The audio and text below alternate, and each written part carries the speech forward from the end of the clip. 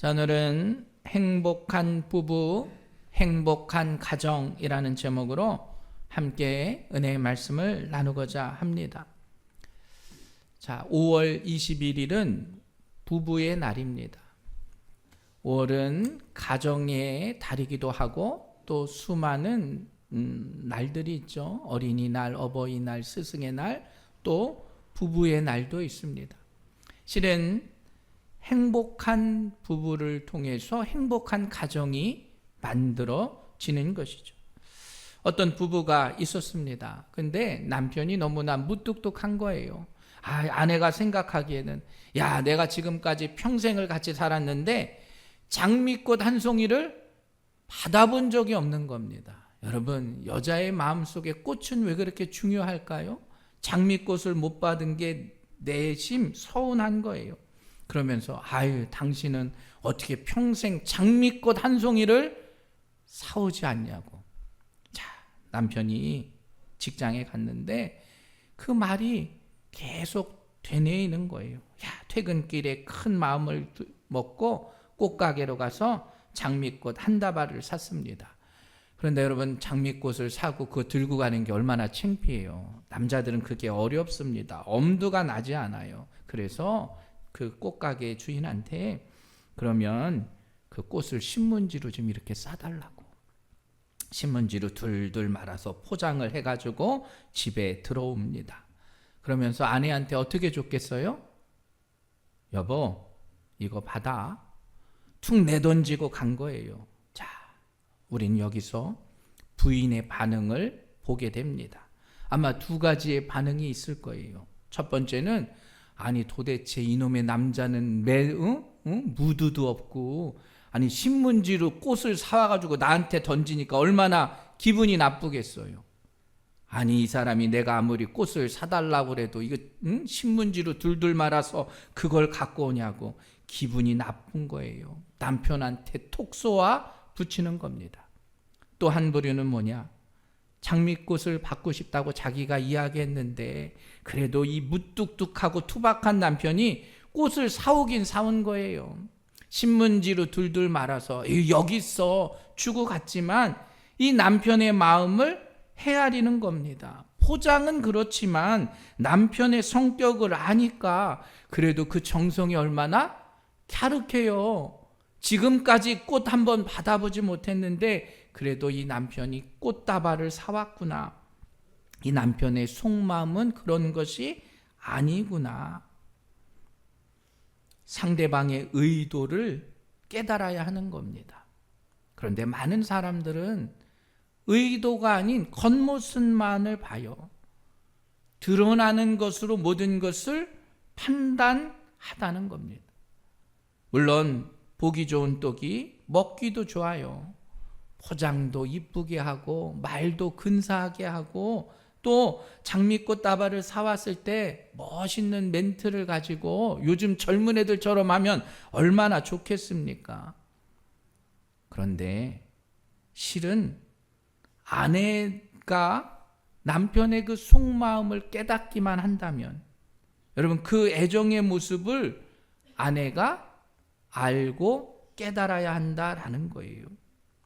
지혜로운 아내는 그 남편의 마음을 깨닫는 자, 그 마음의 의도를 알아야 하는 겁니다. 이건 실은 부부관계뿐만 아니라 모든 인간의 관계가 이와 같아요. 겉으로만 보여지는 것이 아닙니다. 속마음으로 만나는 것, 대화하고 함께 생활하고 함께 살아갈 때는 여러분 그 마음을 헤아릴 수 있는 지혜가 있어야 한다라는 겁니다. 실은 그 지혜를 가지고 우리의 삶의 모습이 결정되는 거예요. 나 위주로 생각하는 사람은 자신이 자기의 위주로 생각할 때 최선이라고 이야기해요. 왜냐? 내가 지금까지 살아왔던 경험을 가지고 그것을 최선으로 이끌어 갑니다. 그런데 여러분, 내 삶의 최선이 다른 사람에게는 최악이 될 수 있어요. 사랑한다 말하지만 다른 사랑의 입장에서는 그렇지 않고 상처를 줄 수 있다는 겁니다. 오늘날 우리나라뿐만 아니라 세계의 가정들이 병들어가고 있습니다. 실은 가정 안에서 수많은 상처를 입고 살아가요. 결손 가정들이 얼마나 많습니까? 하나님의 축복으로 나아가야 할 가정들이 병들어가고 있는 거예요. 여러분, 사회도 아니고 대학도 아니고 우리의 가정이 과연 하나님의 놀라운 축복 가운데 회복되고 은혜 가운데 살아갈 수 있을까? 만약에 우리의 가정이 병들었다면 그것을 어떻게 치유하고 나아갈까? 그건 가정뿐만 아니라 교회가 함께 지고 가야 할 우리의 사명과도 같아요. 그러기 위해선 관계의 올바름을 우리가 알아야 합니다. 하나님께서 인간에게 주신 가장 큰 선물 가운데 하나가 이 관계성이에요.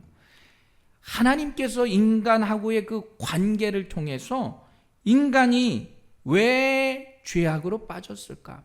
그리고 그 죄악에 빠진 인간들을 하나님께서 구원하시기 위해서 이 땅에 예수님을 보내주신 거예요. 그건 하나님과 우리의 관계가 바르게 되기 위해서, 그걸 회복시켜 주시기 위해서 예수님을 보내주신 겁니다. 그런데 이 관계성은 하나님과의 관계, 그리고 두 번째의 관계는 인간과의 관계예요. 인간과의 관계에서 가장 중요한 것이 바로 가정에서의 관계입니다. 가정이 사랑의 관계, 신뢰함의 관계, 행복의 관계, 그것을 통해서 그 가정의 존재성이 달라진다는 겁니다. 자, 먼저 남녀가 결혼을 하잖아요. 그러면 관계성이 생기는 거예요. 한 사람은 남편이 되고 한 사람은 아내가 됩니다. 그리고 아이를 낳아요. 아이를 낳는 순간 또 다른 관계성이 생겨요. 아버지가 되고 어머니가 되는 겁니다. 새로운 존재가 되는 거예요. 그리고 우리의 자녀들이 자라서 아이를 낳으면 손자, 손녀가 생기는 겁니다. 또 다른 관계가 되어지는 거예요. 그러면 나는 거기서 할아버지가 되고 할머니가 되는 거죠.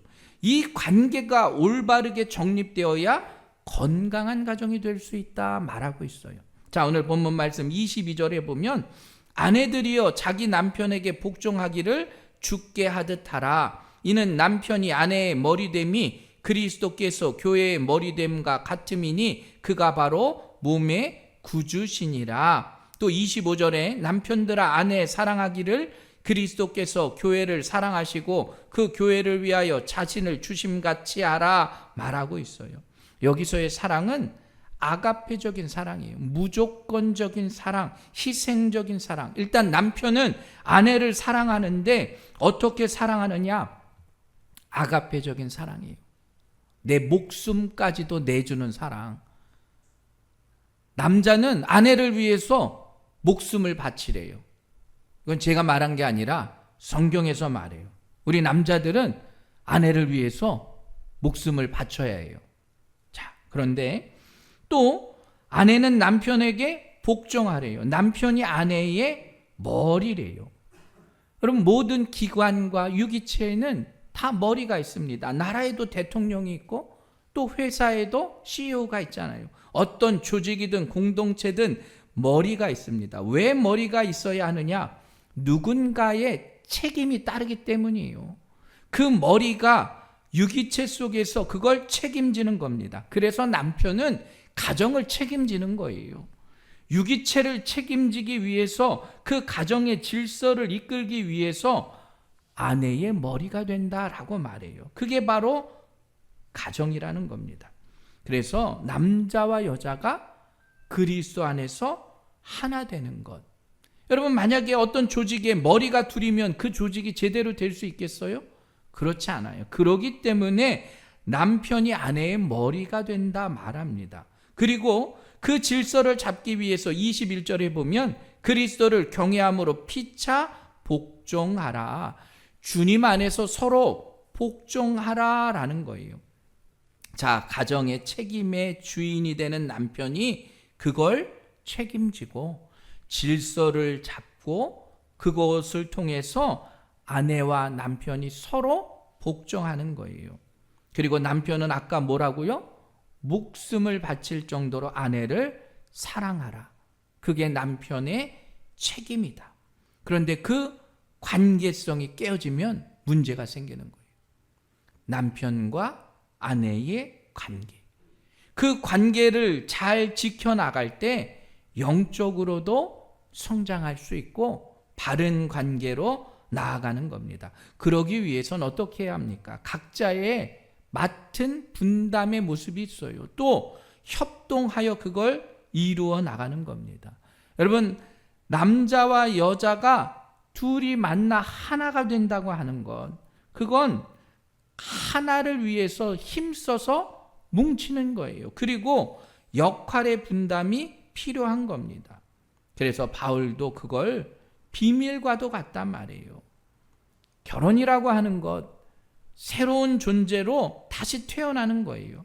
한 몸이 된다고 하는 건 굳어진다는 거예요. 여러분, 유럽에 가면 오래된 성당들이 있잖아요. 그게 어떻게 보면 시멘트로 만들어진 거거든요. 그 석회석들이. 그런데 그게 100년이 지나고 1000년이 돼도 비를 맞으면 맞을수록 점점 더 굳어져요. 딱딱해져요. 콘크리트처럼 변하는 거예요. 가정이 바로 그겁니다. 서로 다른 사람들이 만나요. 한 몸이 되어서 굳어지는 거예요. 딱딱하게.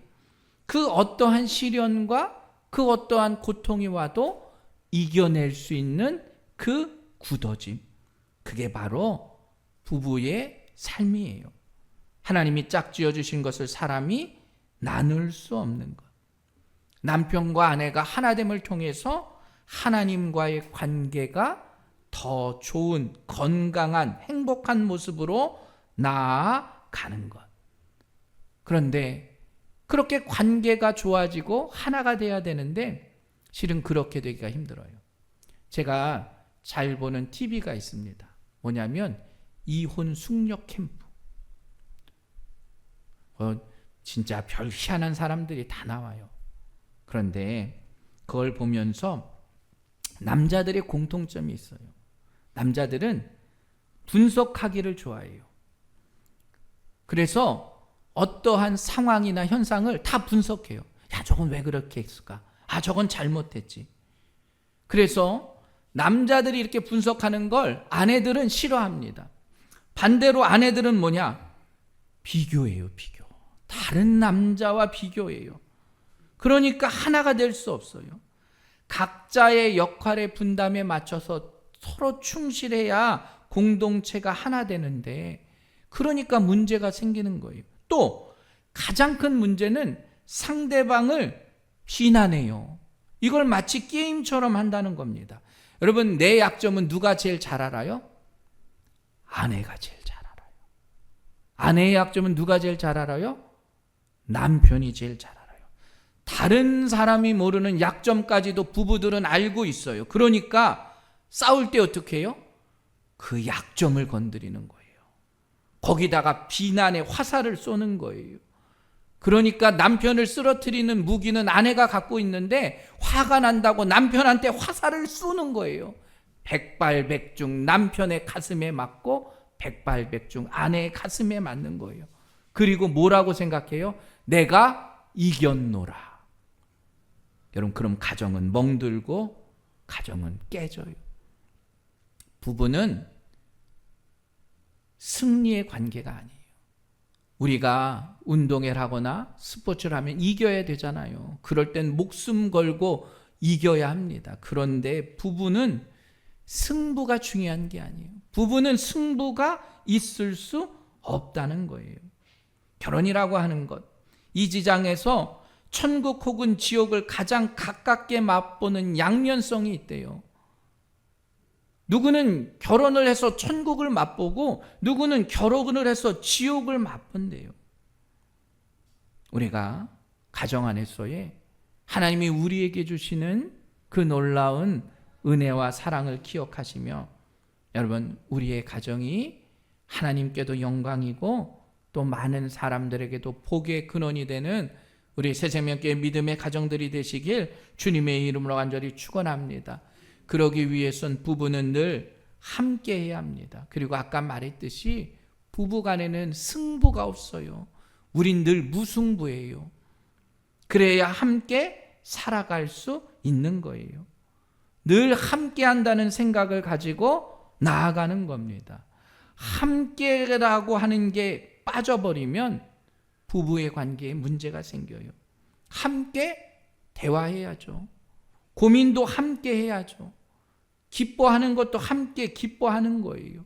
기도하는 것도 함께 기도하는 것이고, 희망을 갖는 것도 함께 희망을 갖는 거예요. 함께 잃어버리고 나만을 위한 삶을 산다면 여러분, 그건 문제가 생겨요. 슬픔도 함께, 행복도 함께입니다. 그렇게 함께 건강한 가정을 만들어 가야 합니다. 그런데 그 가정을 만들어 가기 위해서 부부간에 다짐해야 될 일들이 있어요. 자, 서로 친한 물동이 2개가 있었습니다. 이 물동이들이 하는 일은 우물가에 가서 물을 길러오는 거예요. 한 물동이는 항상 시무룩해요. 그리고 또 한 물동이는 항상 밝은 표정이에요. 밝은 표정의 물동이가 친구에게 물어요. 잘 지냈어? 야, 너 왜 이렇게 얼굴이 어둡니? 그러자 우울한 표정을 짓고 한숨을 쉬며 이렇게 이야기합니다. 야, 나 이제 이 우물에 끌려오는 거 질렸어. 매일 올 때마다 물 채워가고 돌아올 때는 다시 이렇게 빈몸으로 와야 되잖아. 그러니까 밝은 물동이가 웃으면서 말해요. 야, 그건 생각하기 나름이지. 야, 언제나 우리는 빈통으로 이렇게 왔지만 돌아갈 땐 가득 채워서 돌아가잖아. 또 가득 채워서 돌아간 걸 가지고 다른 사람은 즐거워하잖아. 여러분, 조건은 똑같습니다. 그런데 우울한 물동이는 집에서 오는 과정에 초점을 맞춰요. 귀찮고 맨날 이렇게 비어가지고 오는 거예요. 비어있는 상태, 마치 아무것도 없이 헛수고가 된 상태처럼 보여요. 그러나 밝은 물동이는 집으로 돌아가는 과정이에요. 가득 찬 상태, 성취감으로 나아가는 상태. 여러분, 우리의 인생은 어떠한 상태의 삶으로 내가 그걸 결정하느냐 하는 거예요. 사회 현상은 똑같습니다. 그런데 나는 물동이를 이고 가고 가득한 상태로 내 삶을 바라보는 거예요. 성경은 우리에게 말해요. 바울 선생님이 이렇게 이야기했어요. 우리는 보이는 것을 바라보는 것이 아니라 보이지 않는 것을 바라보는 자다. 눈으로 볼 수 없는 것을 바라보는 거예요.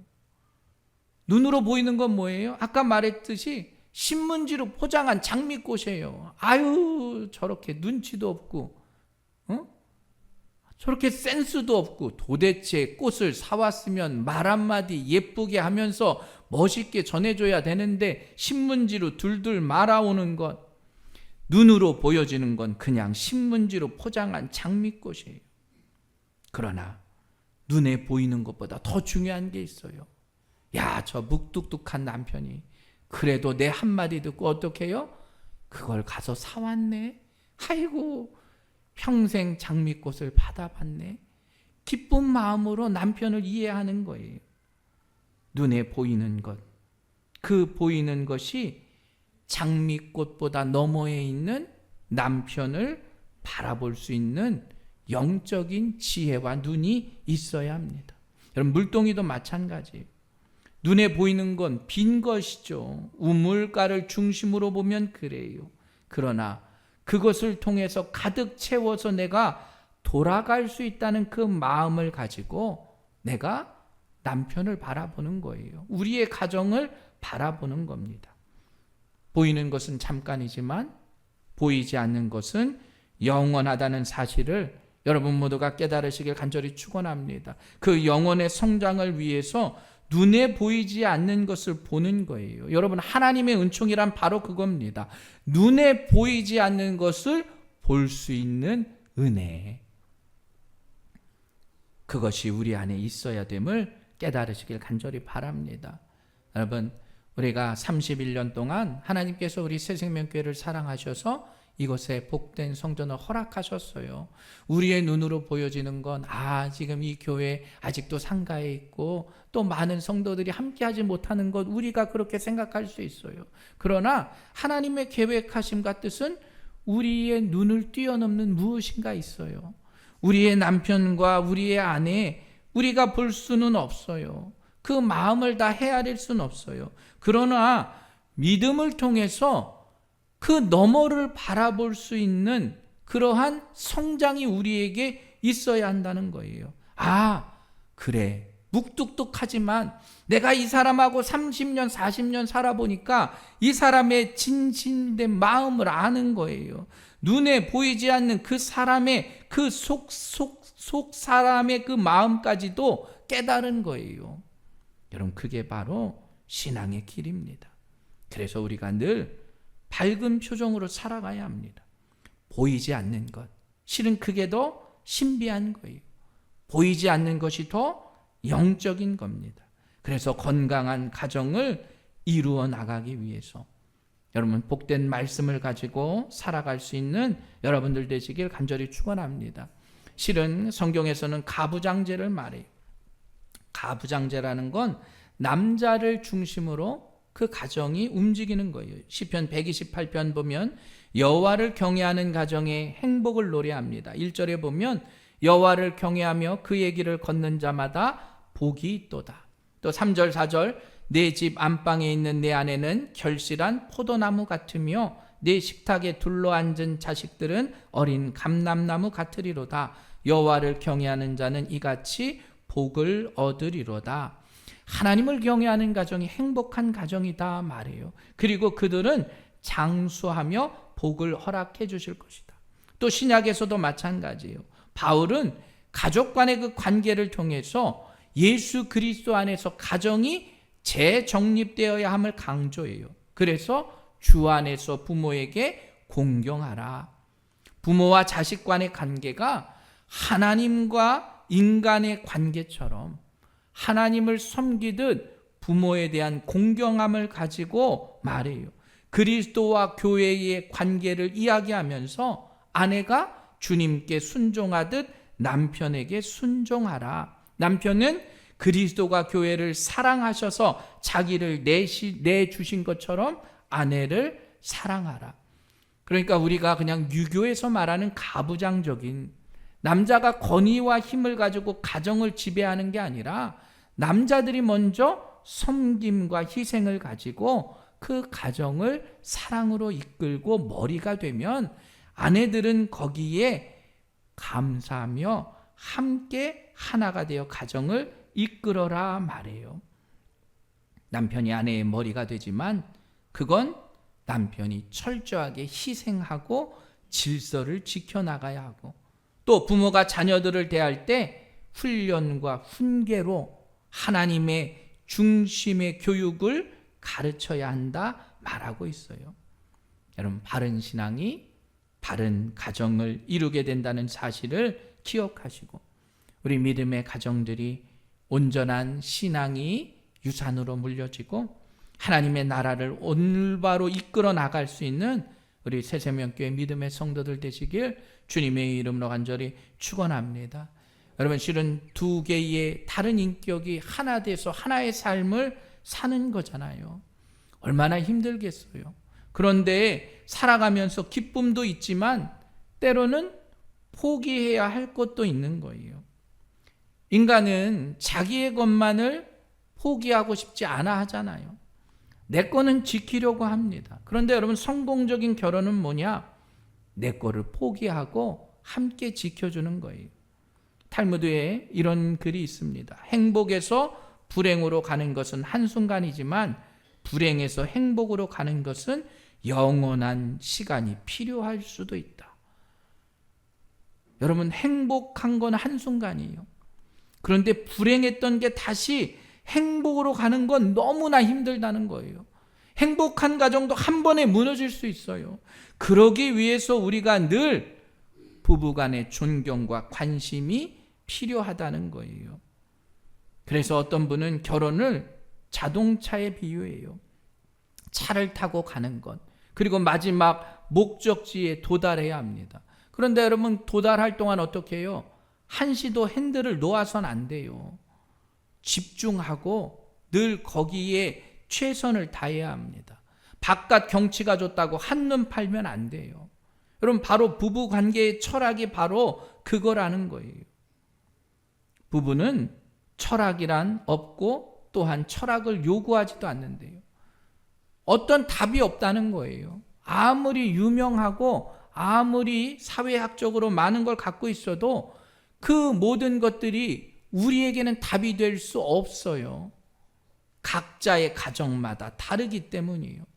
우리가 할 수 있는 건 부부끼리 강한 연대를 가지고 사랑하는 거예요. 아까 말했듯이 부부는 무승부, 승부가 없습니다. 그래야 남편도 살고 아내도 사는 거예요. 우리가 링 위에서 상대방을 어떻게 해서든 이기는 그런 권투 선수들이 아니라는 거예요. 승자와 패자의 우열이 아니라는 거예요. 또 너는 그르고 나는 옳다, 나는 옳고 너는 그르다가 아니라는 거예요.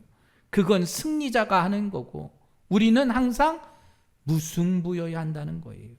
왜냐? 사랑에는 높고 낮음이 없기 때문입니다.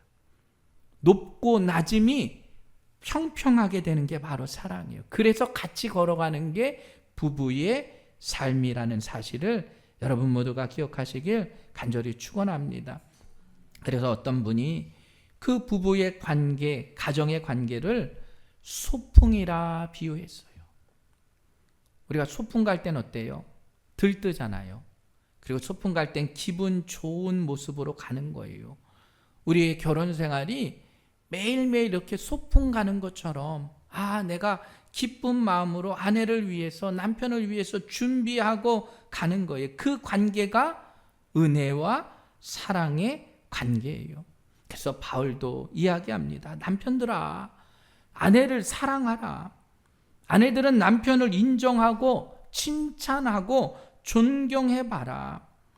거창한 것 같지만 아무것도 아니라는 거예요. 남편에게 있어서 아내는 어떤 존재인가? 실은 남편은 아내의 칭찬을 듣고 싶어 해요. 남자는 존경한다는 말에 목말라 있대요. 실은 남편들은 아내가 행복해지기를 원하지만 얼마나 바가지를 긁어요. 요즘 우리나라 남자들 불쌍해요. 제가 마트를 집사람하고 가면 카트를 딱 끌면 모든 힘은 다 여자에게 있어요. 남편은 먹고 싶은 과자 하나도 못 사요. 과자를 들고 카트에 넣질 못해요. 어떻게 해요? 뒤에 있는 아내를 쳐다봅니다. 그럼 아내가 말도 하지 않아요. 고개를 이렇게 흔들어요. 그러면 카트에 넣질 못해요. 집에 있잖아. 살찌잖아. 그런데 아내들은 자기가 넣고 싶은 거 막 넣어요. 살찌건 뭐하건. 존경이 사라지는 시대가 되었어요. 물론 그게 사랑하지 않는다 그런 의미는 아니에요. 행복이라고 하는 건 실은 남자를 통해서 그 남자가 여자에게 존경받고 인정받으면 남자는 바보예요. 목숨까지도 내놔요. 오늘 바울이 말하는 남자가 집안의 머리가 되고 가정의 머리가 된다는 건 바로 그거예요. 아내의 칭찬을 듣고 아내가 인정해주고 아내가 존경하면 이 남자들은 머리가 돼서 자기의 목숨까지도 내놓는 게 바로 남자예요. 그러니까 여러분, 남편을 칭찬하세요. 인정해줘야 돼요. 존경해줘야 돼요. 그래야 남편이 목숨을 걸고 그 가정을 지켜나갈 수 있는 거예요. 그래야 여자의 마음도 얻을 수 있는 거예요. 남편을 인정할 수 있는 우리 새세명교회 성도들 되시길 바랍니다. 칭찬하세요. 아니, 존경해야 내 남편이 높아지는 거예요. 아내들도 마찬가지예요. 우리 남편들이 아내를 볼 때 아내는 평생 함께하는 동반자예요. 아내의 인격을 존중해 줘야 합니다. 아내는 사랑받을 권리가 있는 사람이에요. 잘 한번 보세요. 그래야 남편의 노후도 안전해요. 그럼 지금 잘못하면 나중에 노후가 어떻게 될지 알 수 없어요. 그리고 가정에서 아내가 우선이에요. 아들과 딸, 손자, 손녀보다 아내가 우선이에요. 아내들 역시 마찬가지예요. 아들과 딸보다 남편이 우선이 되어야 합니다. 그래야 그 가정의 부모의 모습을 보고 자녀들이 배우는 거예요. 인생의 과정이 얼마나 소중한지 우리 부모님의 모습을 보고 그 사랑을 깨닫는 거예요. 사랑하는 여러분, 남자가 여자의 머리가 된다는 건 내 마음대로 조정하라는 게 아니라 내가 사랑의 주도권을 가지고 남편이 아내를 사랑하라는 거예요. 예수님이 교회를 위해서 목숨을 내는 것처럼 남편은 아내와 가정을 위해서 머리가 되고 목숨을 내놓는 거예요. 아내들은 그러한 남편을 존경하고 인정하고 칭찬할 때 우리의 가정이 회복되고 행복한 부부가 되고, 부부가 행복하면 그 가정이 행복한 가정이 된다는 사실을 기억하시길 간절히 축원합니다. 행복한 가정이 모인 교회가 행복한 교회예요. 행복한 교회들이 모이면 그 사회가 행복한 거예요. 그 사회가 행복하면 나라도 행복한 거죠. 여러분, 가정의 달을 맞아서 우리 부부들이 먼저 행복한 부부들이 되시길 간절히 축원합니다. 그러기 위해서 좋은 점을 찾고 칭찬하고 사랑한다 말하고, 또 우리가 보여지는 그 상황, 눈으로 보여지는 것보다 더 중요한 마음을 볼 수 있는 그런 지혜로운 성도들 되시길 간절히 축원합니다.